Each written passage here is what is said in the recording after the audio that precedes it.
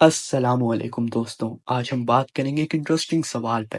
پاکستان میں مکیش امبانی جیسے لوگ کیوں نہیں ہوتے؟ مطلب ہمارے ملک میں اتنے بڑے بزنس مین اور انڈسٹریلسٹ کیوں نہیں پیدا ہوتے جو مکیش امبانی جیسے انڈیا کے سب سے امیر آدمی کی طرح دنیا بھر میں مشہور ہو جائیں۔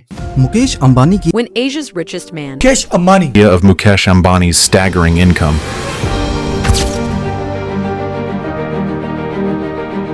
مکیش امبانی انڈیا کے صرف امیر ترین شخص نہیں بلکہ ریلائنس انڈسٹریز کے چیئرمین بھی ہیں، جو آئل ریفائننگ، پیٹرو کیمیکلز، ٹیلی کام اور ریٹیل جیسے ملٹیپل سیکٹرز میں ہیں۔ لیکن یہ سب اتنا آسان نہیں تھا۔ ان کی سکسیس کے پیچھے ڈیکیڈز کی محنت اور پلاننگ ہے۔ لیکن ایک اور چیز بھی ہے جو بہت امپورٹنٹ ہے، اور وہ ہے سسٹم۔ تو پاکستان میں یہ سب کیوں نہیں ہو سکتا؟ 70 سال میں نہیں کیا تو ابھی کیسے 5 سال میں لوگ کریں گے؟ یہ تو بیوقوفی والی بات ہے نا جو یہ کر رہے ہیں۔ اس وقت تو غریب آدمی کا جینا جو ہے نا وہ پاکستان میں حرام ہے۔ پہلی بات، پاکستان میں بزنس انوائرمنٹ اور سسٹمیٹک سپورٹ اتنا اسٹرانگ نہیں جتنا انڈیا میں ہے۔ یہاں پر انڈسٹریز کو گرو کرنے کے لیے ہر سٹیپ پر رکاوٹ ملتی ہے۔ Political instability, bureaucratic hurdles, inconsistent policies. Mukesh Ambani کو انڈیا میں ایک اسٹرکچرڈ اور اسٹیبل بزنس انوائرمنٹ ملا جہاں گورنمنٹس میں انڈسٹریز کو سپورٹ کیا، چاہے پالیسی میکنگ ہو یا infrastructure. Pakistani exports have been declining for a while, and this is a concern that is causing discomfort and pains to everyone. Pakistan's economic crisis is hitting its poorest hardest. لیکن پاکستان میں ایک business کو stable اور successful بنانے کے لیے آپ کو صرف اپنے کمپیٹیٹر سے نہیں بلکہ سسٹمیٹک ایشوز سے بھی لڑنا پڑتا ہے۔ دوسری وجہ، lack of generational wealth. Mukesh Ambani کو جو بزنس امپائر ہے اس کی نیو ان کے والد دھیرو بھائی امبانی نے 1960 میں ڈالی تھی۔ انہوں نے اپنے بچوں کے لیے کتنا بڑا پلیٹ فارم چھوڑا کہ مکیش امبانی کو بس اس فاؤنڈیشن کو ایکسپینڈ کرنا۔ لیکن پاکستان میں ایسی جنریشنل بزنس بہت کم ہے۔ ہماری انڈیپینڈنس کے بعد انڈسٹریل گروتھ کو سپورٹ کرنے کے لیے پالیسیز انسٹیبل رہی ہیں، جس وجہ سے بزنس زیادہ ڈیولپ نہیں ہو سکا۔ What if Zulfikar Ali Bhutto had not nationalized Pakistan's industries?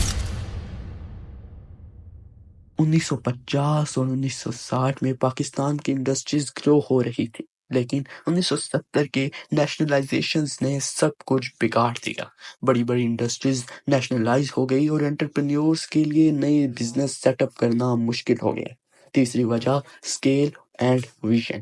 آپ اپنا اسمال اسکیل سے بزنس کو سٹارٹ کریں۔ آپ کو یہ دیکھنا ہے کہ اسمال اسکیل کے اندر کیا چیز آپ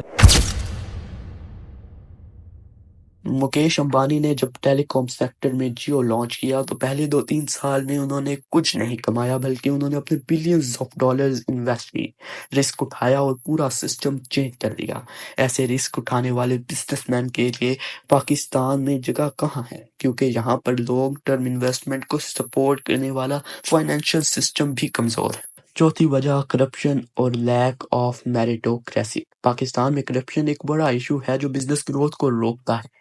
میرٹ بھی کم ہے، یعنی صرف آپ کی سکلز اور ویژن سے زیادہ یہاں کنیکشنز اور پولیٹیکل ایفیلیشن میٹر کرتی ہے۔ مکیش امبانی جیسے بزنس مین کے لیے اگر ہر ڈیسیژن کے لیے کک بیکس دینے پڑتے تو وہ کیا اتنا بڑا امپائر بلڈ کر پاتا؟ شاید نہیں۔ اور انڈیا کا رائزنگ مڈل کلاس اور مارکیٹ سائز۔ انڈیا کی رائزنگ مڈل کلاس اور مارکیٹ سائز بھی ایک بڑا فیکٹر۔